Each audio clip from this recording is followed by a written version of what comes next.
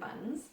I have 550 grams of all-purpose flour. You can easily use white bread flour as well. I have about 2 teaspoons of salt. I have 8 to 10 grams of yeast, 4 tablespoons of sugar, a teaspoon of vanilla essence, 2 eggs, and 4 tablespoons of oil. And then over here I've got 250 milliliters or grams of warm water. Let's get mixing. Right. So remember to always touch your ingredients. You really want to feel what the flour is doing, what all the ingredients are doing, how they're working together.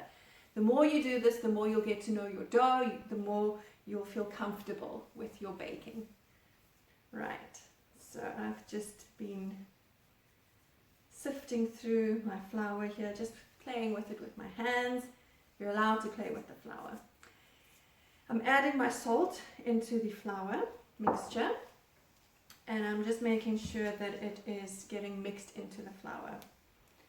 So remember that you always want to keep your salt and your yeast separate from each other. So in this case, our flour will act as the barrier between the salt and the yeast. So next I'm actually going to just sprinkle in the yeast. So now we've got flour, salt and yeast in here so far. Right, just mix gently. Next, our sugar. And I know lots of people will probably tell you that this is the wrong way to make enriched doughs, and they'll probably tell you to mix your sugar and your yeast together first with some water to activate it. But in this case, we're just getting busy, getting right stuck in there. So we're not going to do any of those mixtures before we add it to the dough. We are just going for it. And it will work pretty beautifully too, so don't you worry. We will have gorgeous cinnamon buns at the end of this. Right, next I'm going to be adding my eggs. Make a little well in the center, add the eggs in. Right, add the oil in. Vanilla essence.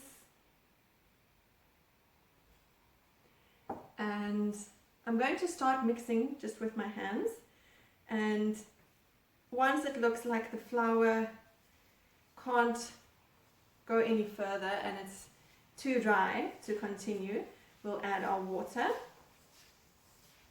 So you'll see, just gently mixing in the eggs and the oil, and at this point it looks like our mixture is ready for water. So we're just going to take our 250 milliliters of warm water, pour it all in there, and now you're going to be mixing.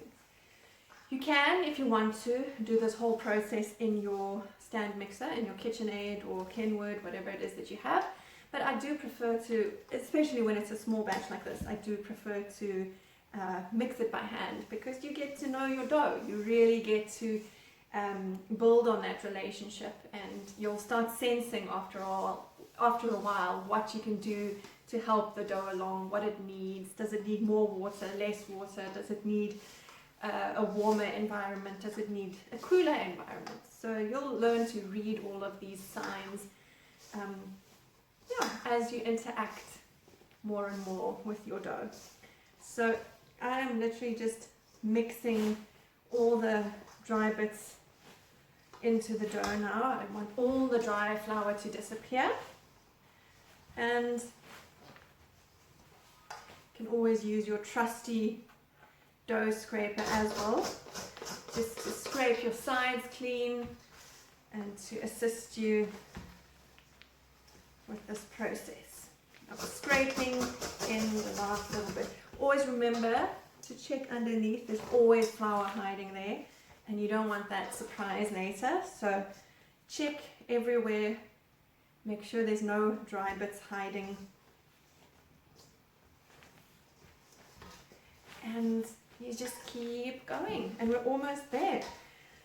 All we need to do at this point is for the dry bits to disappear. We don't want to knead too much, So it does look like I'm kneading, and in essence I am, but I'm not going to take it out and actually knead it on the countertop or anything like that. We're just trying to work all the dry bits of flour into the dough. As soon as they're gone, we're going to just let the dough sit for 20 minutes. And we'll come back, do a stretch and fold, and build those beautiful gluten strands. Now, you have to remember that when you're dealing with an enriched dough, so dough where you've added eggs or oils or fats or dairy, in some cases butter or milk, you will need to be extra patient with your yeast, because the yeast will have to work so much harder to get to the sugars, the carbohydrates in the flour, because all these other ingredients coat the carbohydrates, and they make it difficult for the yeast to feed off these sugars. So you need to be patient, you need to just give it time. Sometimes it will take 2 or 3 hours longer than you expected it to, and that's also okay. You just have to give the dough time. The yeast needs the time and space to work its own magic. So we've just mixed all the dry bits into this very rough and rugged little mixture here. This is super basic. This is not a smooth dough, and it doesn't have to be smooth at this point. We really are not looking for a perfect, smooth and even dough. We just don't want any dry bits. And now I shall be covering our dough mixture and leaving it for 20 minutes. So again, like in the first video, we will be coming back every 20 minutes for the first hour. We'll do a stretch and fold, and then we will assess where to go from there. So I will see you guys in 20 minutes.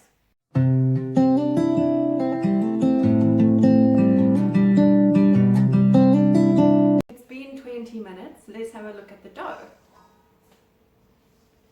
So here we go. It's already becoming a little bit shiny, but it's still very rough and lumpy, but it's getting softer. It's feeling really lovely.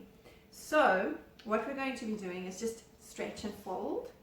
So you grab a piece again from underneath and fold it over itself. And you just do this a couple of times as you rotate the bowl. Stretch and fold, stretch and fold.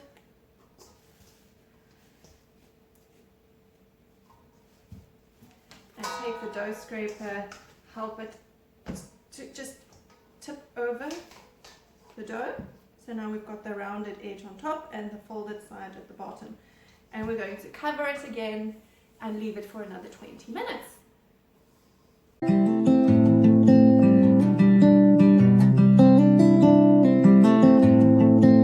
Another 20 minutes have passed. Let's have a look at our dough. It's really rising beautifully now. You can still see a bit of lumps here and there, but it's getting quite smooth and very, very shiny. And I actually suspect that the gluten strands are already very well developed. So have a look here.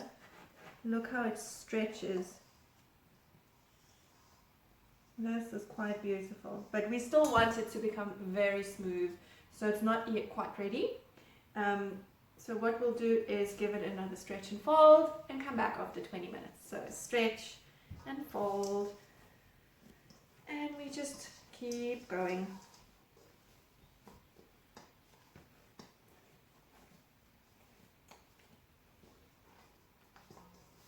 Just turning it over, turned over, and we'll cover it again and come back in 20 minutes.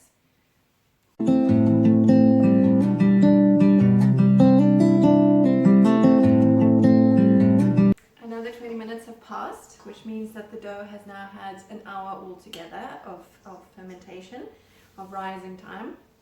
And you can see that it's really blowing up. It's getting lovely and airy and soft, and it's looking quite happy. I'm going to give it a quick fold, and then we'll leave it for an hour this time. After that, we'll come back, we'll assess, see if it needs another hour or so of fermentation.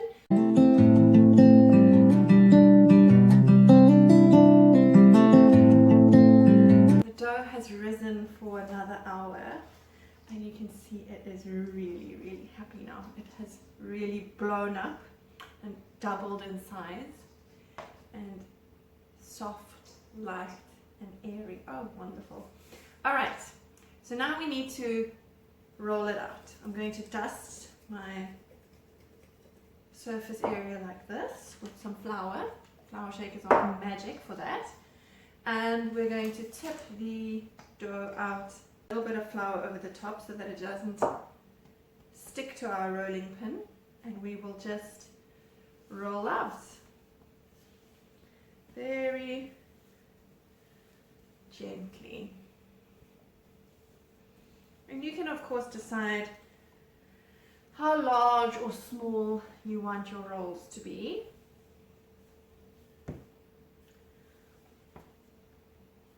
And if you didn't want to make rolls, you could also turn this into a cinnamon loaf. So once you've done the cinnamon sugar filling, you can just roll it up and put it in a bread tin, loaf tin, and allow it to rise like that, and then bake it as though it's just a loaf of bread. So it's all up to you. Let's have a look here.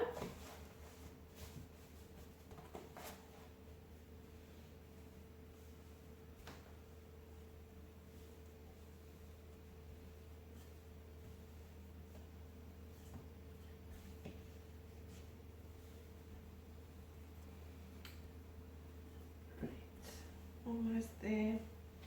And you want to try and keep it as even as possible. You can use your hands a little bit to just pull the sides to adjust it so that you're going to have almost parallel, or as parallel as you can have it, sides to your dough. Right, so we sort of have a square going on here. And this is 2 tablespoons of butter that I've just melted in the microwave. Get your pastry brush ready, and over here we've got our cinnamon sugar ready as well. So we're just going to brush our dough. Be quite generous because you do want your cinnamon sugar to stick to this butter. You don't want it all tumbling out.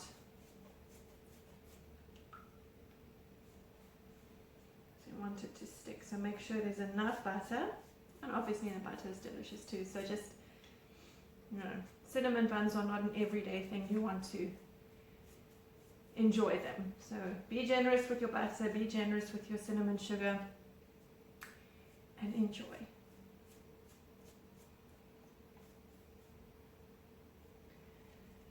So this is getting there.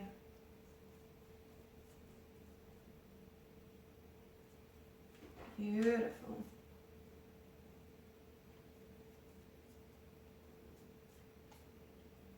Okay. Done with our butter. Just set that aside for now. And I've got about 2 tablespoons of sugar and a teaspoon of cinnamon mixed here. And I'm just going to use my hands to sprinkle this across the dough.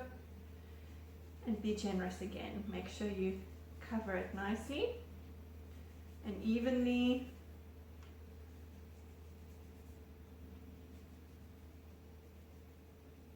And get the sides as well. You don't want some of the buns to have less cinnamon sugar filling than others. So try and get it as even as possible.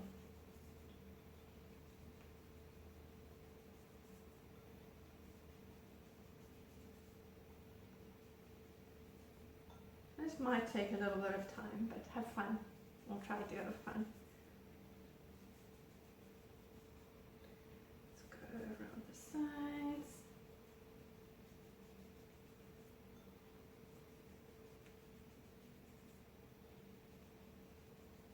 Perfect. So I've got a little bit left over in here, but that's okay. I'll show you guys what I'm going to do with that just now. And again, you're just going to try and get your sides nice and even. And so that you guys get the full effect of what it looks like when you're rolling, I'm going to roll towards you. So you're just going to lift it and roll. And roll. Try not to get too much flour in there. So brush that out. Put a bit of sugar in there just to compensate for that little bit of flour that went in. And here we've got a beautiful and even roll. So if I were to show you, look at that, and look at that, and you want your seam to be at the bottom. Okay, perfect. Time to cut. I'm going to use my dough cutter for this, and I'm just going to start cutting. Put them here for now.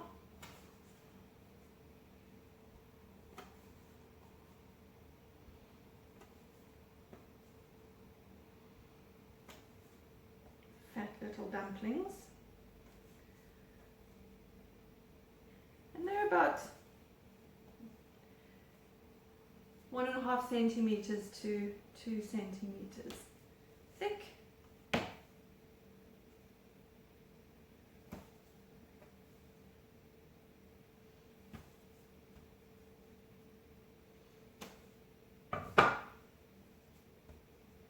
There we go.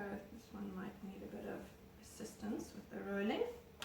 Okay, so now we need to put them in our baking tray.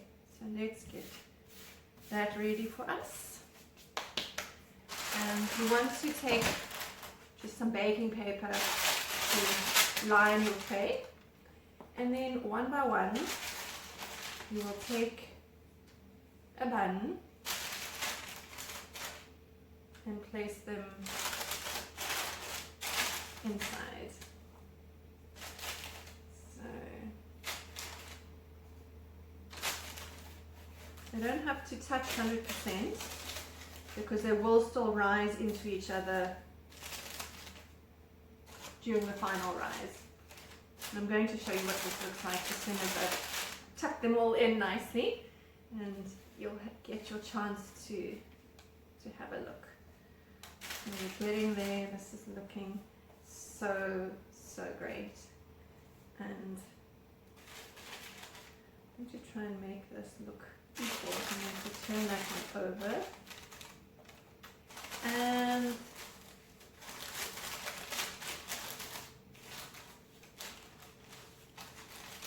this is looking magical. Okay, so at this point, this is what it looks like, right? You put all your buns in your tray on your baking sheet, on your baking paper, and you are going to take this little last bit of sugar that we had left over, and you are going to dust it across your buns. This is going to make it extra sugary and colorful. You know, you want that golden caramelized look to your buns. That sugar will caramelize beautifully, and it will add extra flavor to those final buns as well. So we are just dusting this across the top. Super decadent, but super worth it. And you're almost there. Last little bits.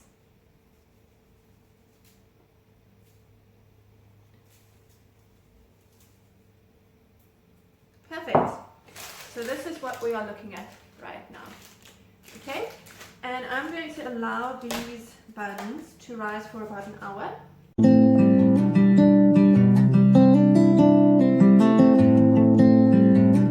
The buns have risen for an hour, and they are looking plump and beautiful and delicious. So we're going to pop them in the oven for about 15 to 20 minutes, and then they need to cool off a little bit before we ice them, but I will show you how to do that as well. So these babies are going into the oven. See you guys soon.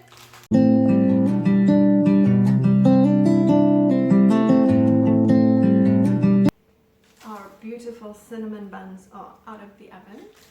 I have allowed them to cool off a little bit because I wanted to show you how to ice them. And over here I've got 6 tablespoons of icing sugar and 2 tablespoons of milk, and I've just mixed it all together really nicely so that you've got a beautiful sticky icing mixture. And what we are going to do now, I think what I'll do is I'll take these out so that you can really get a good idea of what it looks like while I ice them. And now it's time to have fun. Now it's time to really just get creative and get the cinnamon sugar bun goodness with icing going. So some people love a lot of icing on their buns, others not so much. So I like a sort of medium, but it's all up to you. You can have fun with your cinnamon buns and your icing.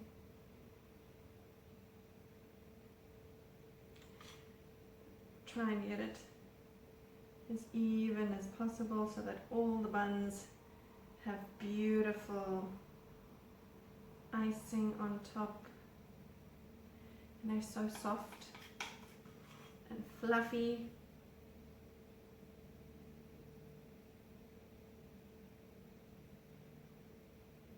That'll be absolutely magical with some black coffee or an espresso.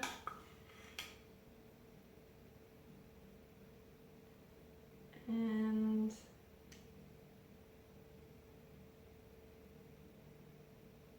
there we have it. That looks pretty decent. If you wanted to, you could put more icing, but this is as much as I've made. And now they are ready to be enjoyed. So just to show you final cinnamon buns. Let me know if you guys try this recipe, if you enjoy the buns. Let me know your thoughts, and also send me some ideas on what to do in my next videos. I'll see you guys soon.